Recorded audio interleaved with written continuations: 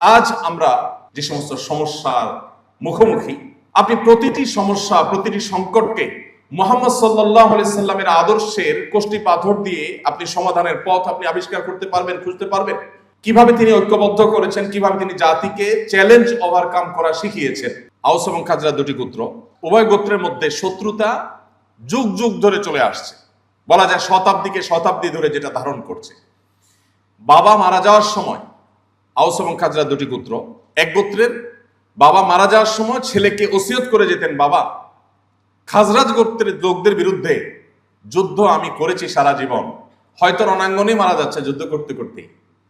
সন্তানকে ওসিয়ত করে যেতেন যে বাবা আমি তো পারলাম না যুদ্ধটা শেষ করতে, ওসিয়ত করে যাই তুমি যুদ্ধটা চালায় যাও, এদের বিরুদ্ধে যুদ্ধটা চালায় যাও। ওই ছেলে আবার বড় হয়ে সে আবার তার ছেলেকে সেম ওসিয়ত করত। এরকম দুটি গোত্রকে নবী করিম সাল্লাল্লাহু আলাইহি সাল্লামের বলিষ্ঠ নেতৃত্ব, তার লিডারশিপের কারণে তিনি তাদেরকে এক প্লেটে বসে খাইয়েছেন, সকল ভেদাভেদ মাটির সাথে ধুলোর সাথে মিশে একাকার করে দিয়েছেন। আল্লাহ কোরআনে সেই কথা বলেছেন, তোমরা স্মরণ করো সেই সময়ের কথা, ইয কুনতুম আ'দা ফাআল্লাফা বাইনা কুলুবিকুম, তোমরা যখন পরস্পর শত্রুতায় মত্ত ছিলে তখন তোমাদের সেই শত্রুতা দূর করে তোমাদের মধ্যে ঐক্য, সম্প্রীতি, ভালোবাসা, সৌহার্দ্যের এক উজ্জ্বল উদাহরণ সৃষ্টি করেছিলেন মুহাম্মদ সাল্লাল্লাহু আলাইহি সাল্লাম। সেই কথা তোমরা স্মরণ করো। প্রিয় ভাইরা, কেন মুহাম্মদ সাল্লাল্লাহু আলাইহি সাল্লাম 2025-এর পৃথিবীতেও প্রাসঙ্গিক এবং আজ থেকে আরো 2000 বছর পরও যদি পৃথিবীতে মানুষ থাকে তিনি প্রাসঙ্গিক থাকবেন? তার কারণ আপনার জীবনে বাধা যেখানে আসবে, চ্যালেঞ্জ যেখানে আসবে, সেখানে আপনি মুহাম্মদ সাল্লাল্লাহু আলাইহি সাল্লামের জীবনেতে আপনার করণীয় আপনি খুঁজে পাবেন। আল্লাহ সেই কথাই বলেছেন, লাকাদ কানা লাকুম ফি রাসূলিল্লাহি উসওয়াতুন হাসানাহ।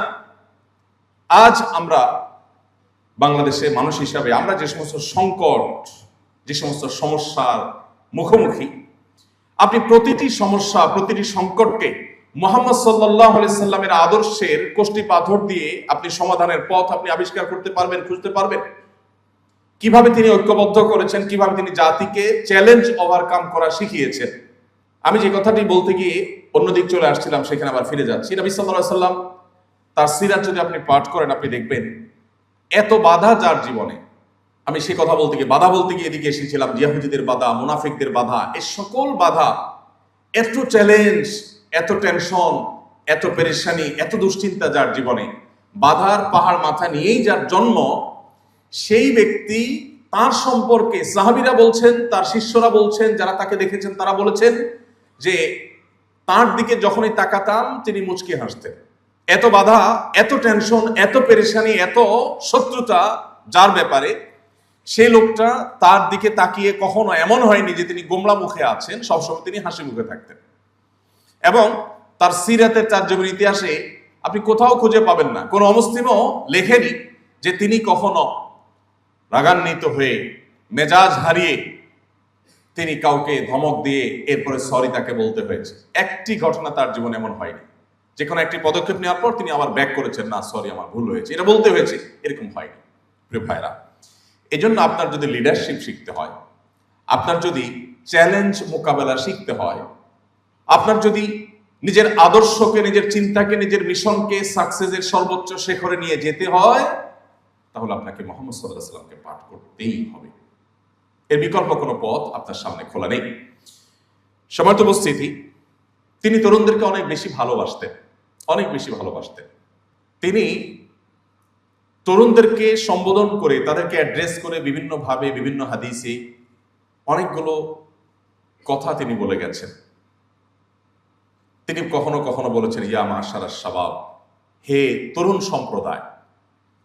আলাদা করে কিশোরদেরকে কিংবা বৃদ্ধদেরকে কিংবা অন্য বয়সের মানুষকে নবী করিম সাল্লাল্লাহু আলাইহি ওয়াসাল্লাম কখনো অ্যাড্রেস করে কিছু বলেছেন এরকম কোনো হাদিস আমরা পাই না।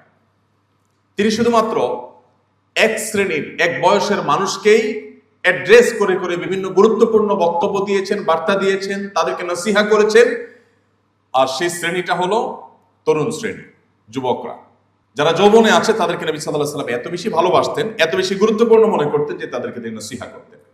তার যে সভাসদ ছিল, তার যে পরামর্শক পরিষদ ছিল, সাহাবীদের মধ্যে তার কাছের সাহাবী যারা ছিলেন, তাদের মধ্যে আবু বকর, ওমর রাদিয়াল্লাহু তাআলার মতো সিনিয়র মানুষ যেমন ছিলেন, আলী, আব্দুল্লাহ ইবনে আব্বাস, আব্দুল্লাহ ইবনে মাসউদ এবং আবু হুরায়রা রাদিয়াল্লাহু তাআলা সহ টকবগে তরুণ সাহাবীদেরও ঠাসা অংশগ্রহণ তার মজলিসে ছিল।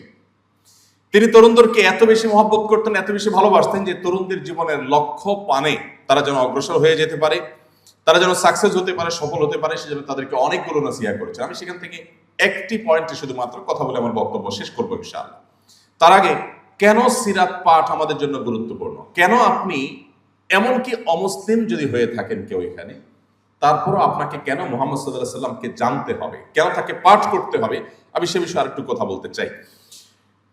আজ আমরা আমাদের মধ্যে যে সমস্ত দৈন্যতা খুঁজে পাই, এর মধ্যে আমি শুরুতে যে পয়েন্টটা বলছিলাম যে আমাদের বেশিরভাগ মানুষের জীবনের লক্ষ্য কি আমরা জানি না। কোন একজন অস্ট্রেলীয় একজন বিজ্ঞানী, সম্ভবত তার নামটা আমার মনে নেই, এই ভদ্রলোকের একটি উক্তি আমি কোথাও পড়েছিলাম। তিনি বলেছিলেন যে আমি পৃথিবীতে কেন এসেছি বা আমার কেন জন্ম হয়েছে পৃথিবীতে আমি জানি না, তবে এইটুকু নিশ্চিত যে আমি একটু ভালো খেলাম, পড়লাম, এরপর আমার জীবনটাকে শেষ করে দিলাম, এটা আমার জীবনের লক্ষ্য হতে পারে না, অসম্ভব।